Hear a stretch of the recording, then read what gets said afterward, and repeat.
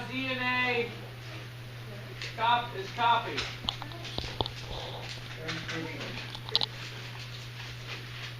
No, this is not transcription or translation. This is DNA replication. That's what we call it. DNA replication. Now, scientists studying this thing.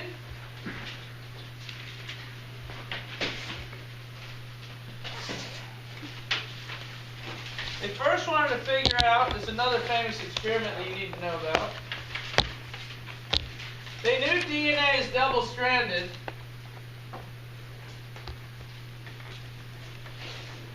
They wanted to figure out, they had basically two competing hypotheses.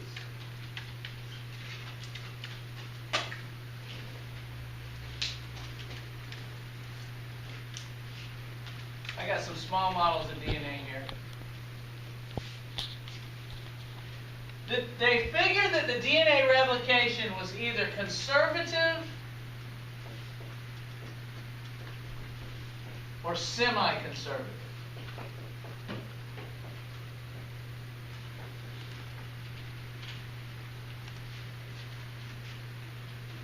There's also, it could be dispersive. It's third option.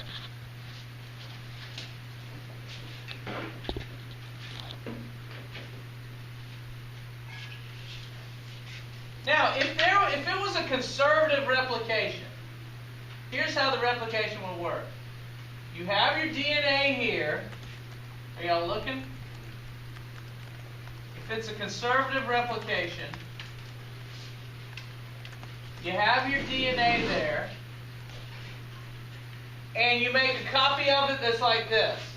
Everybody look, you gotta be looking. If it's a conservative replication, you got your DNA here, and there's your copy. Original DNA, and there's your copy. We call that a conservative replication. Why do we call it a conservative replication? Because we conserve the original strand. The original strand is still there. It's untouched. The other idea is that it might be semi-conservative. Here's your original strand. A semi-conservative replication breaks apart the original strand and copies one side here and the other side here. That's semi-conservative.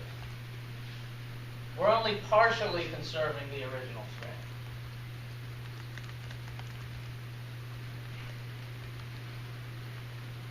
Did I lose anybody there?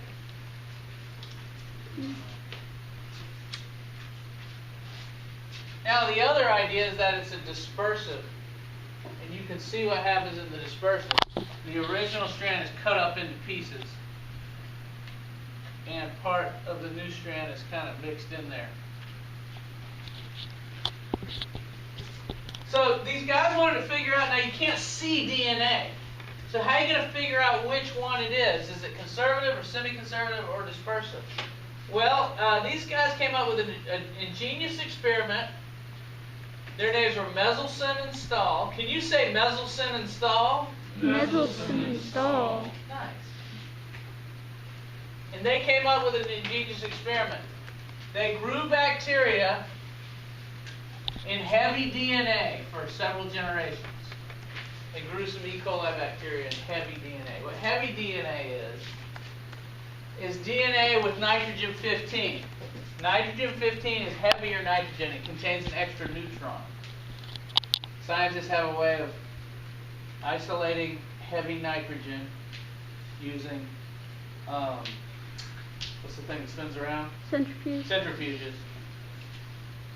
And so they grew E. coli in heavy nitrogen, and the E. coli DNA would all be heavy. I got the heavy nitrogen here in blue. And of course, if you put these bacteria that are in the heavy nitrogen in a centrifuge, and you spun the tube around, since it's heavy nitrogen, the bacteria would sink way down in it, and you'd have kind of a low line bacteria would sink way down because they have heavy DNA, basically.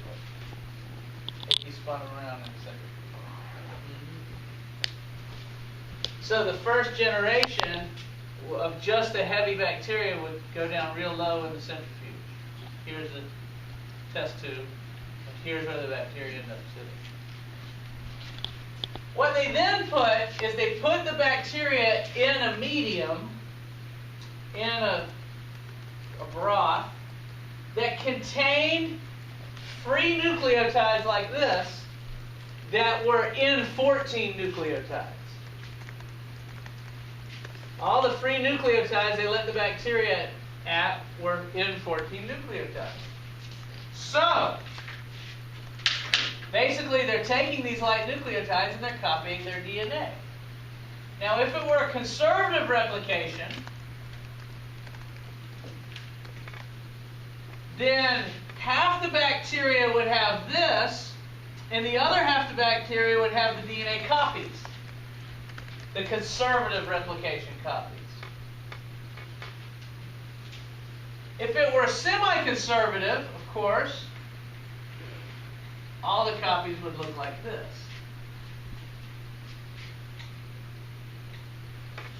And what you do is, you spin them around after they've copied their DNA once. You wait 20 minutes or so after they've copied their DNA once. Why is this at the wrong thing? There we go. And you spin them around in the test tube and you see what you get. Now, if it were conservative replication, you give them a chance to copy their DNA and divide. The bacterial cells divide. They take the free nucleotides, they copy the DNA, and they divide in two. If it were conservative and you spun them down in the test tube, what would it look like? It's not on the screen. Think about this in your head. If the original bacteria, if it were a conservative replication, and we conserved the original DNA, and the new DNA the bacteria made was this, and of course the bacteria divide in two, so you have one bacteria with this DNA, one bacteria with this DNA. If you spun them down in a test tube, what would it look like? Does anyone have any idea? Anyone but Lottie? I'm going to let you answer, Lottie. I just want to see if anyone had any guess. Only Lottie has a guess? What would it look like, Lottie?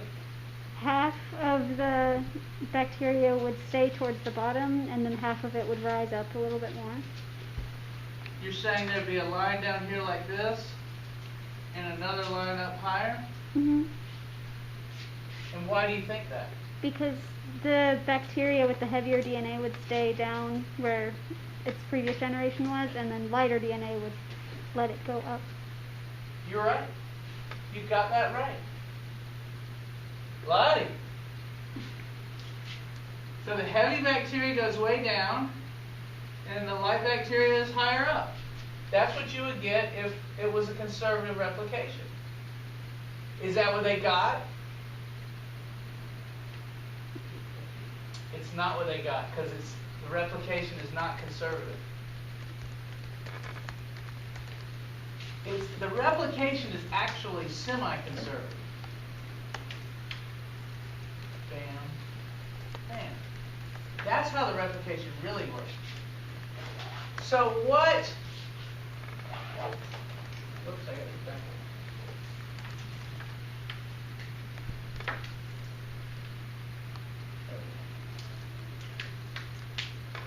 So what do we actually get? What would you get if some bacteria were this and some bacteria were that? What would when you spun around the test tube, how far down would they go? Somebody besides Lottie. Would they go all the way down to where the originals were? They'd be a little higher up, wouldn't they? Would they be as high up as this one? No. They'd be in between it. Is that why you said halfway? Do it, David. That's exactly what they got. That proved it was a semi-conservative replication, not a conservative replication. Isn't this an ingenious experiment? Mm-hmm. Let me get rid of the screen so you can't look at the answer. What would you expect to get? Jot it down with your pen. What would you expect to get? So this is what we get in the semi-conservative replication. We get 2 bacteria that look like that. And we get one line that's kind of right here. It's a little higher up than this one. So here's the first generation. It was real low. The second generation is a little higher up. What would you get for the third generation? See if you can jot that down. Write it down somewhere in your notes. I'm going to come around and look and see what you write. What would the third generation look like? If we let this bacteria reproduce again with light DNA as the only source of new nucleotides, what would the third test tube look like when you spun these things down? Does it have heavy on it right now? The blue is heavy, that was the original strand. The light blue is light. So each strand has a heavy and a light. What if the bacteria could reproduce again? And you spun it down, what would it look like? Draw on your page so I can see that you know. Draw 3 test tubes. 1, 2, 3. I've drawn 2 for you. Draw the third compared to those. This is the kind of question they'll ask on the AP exam. Your third drawing. They might make you choose between new drawings. You got to draw them next to one another. Yeah. See how I have them in a row? Yeah, that's the first one. Draw the third one next to the second one. Wrong. Is that it the right? third one? Yeah. Right. Wrong. No? Nope. Anything? Nope. Nope. Nope. Nope. No. This is hard. Nope.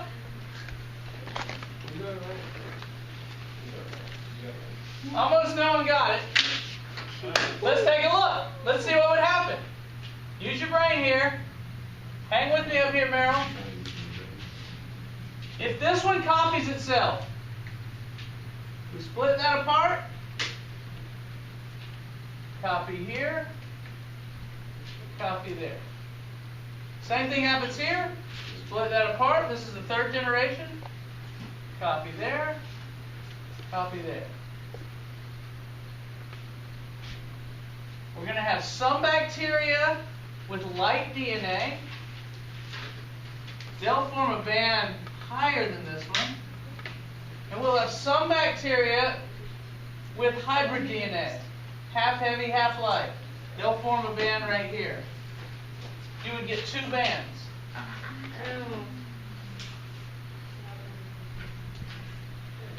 You see what I'm saying? Mm-hmm. T-Ville, are you with me? Oh, you got it right? Yeah. Okay, if you're so cool then, show me what do you think would happen if we let them divide again? Coming back around. Draw a fourth one. We're going to let them divide again using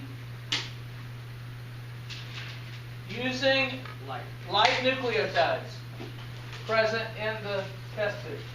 There were 6 still not test tubes.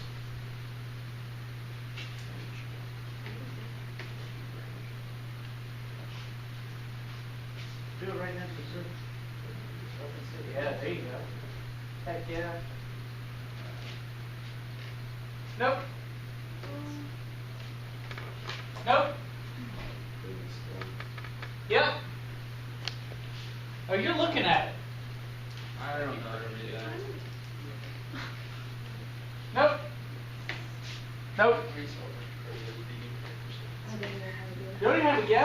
Well, your number 3 doesn't match the board.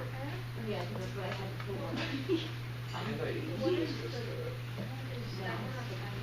Which one?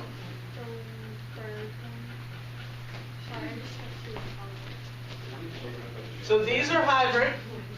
That's this band. These are light. That's this band. What would you get if you let each of these bacteria multiply again? I did a stupid.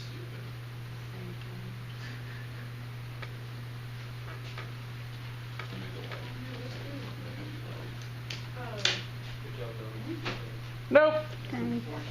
That's Nope. Yep. Ooh. Someone Here's got what it. you would get. Think about There we this. go now. If this divided again, you'd still have a heavy with a light, and then you have a light here, and you'd have 2 lights here, and you'd have 2 lights here, and you'd have a light here, and you'd have a heavy with a light. So you'd have 2 that are heavy and light, and all the rest would be light.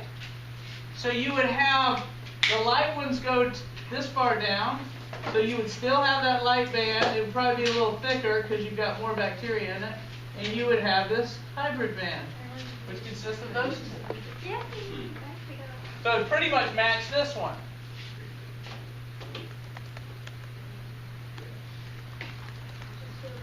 And that's what they got.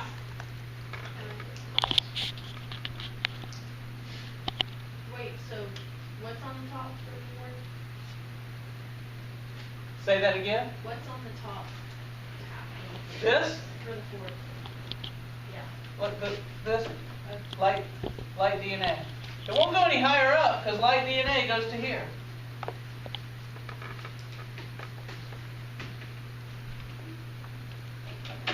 No? Don't understand? Meselson and Stahl experiment. Very famous stuff. Okay, let's get to DNA replication. How does DNA replication work?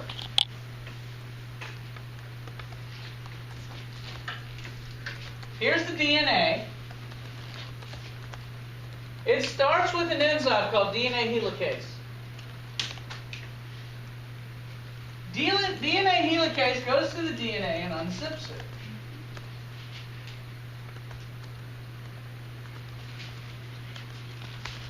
Now, there's another enzyme that they talk about in the reading called topoisomerase. Topoisomerase actually goes in front of the DNA helicase. And it keeps the DNA from doing what's called supercoiling. Supercoiling is what happens if you take 2 strings that are wound up and try to just pull them apart. It gets actually tighter in the front, and what'll happen is the DNA will get coiled up too tight if you're just pulling DNA apart. And to demonstrate that, if I had a couple of cords here. I'm about out of time. I'll show it to you tomorrow. But this topoisomerase enzyme runs in front of the DNA helicase and prevents supercoiling.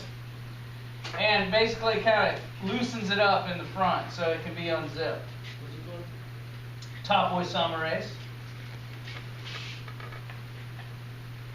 And now that the DNA is unzipped, there's an enzyme called DNA polymerase III.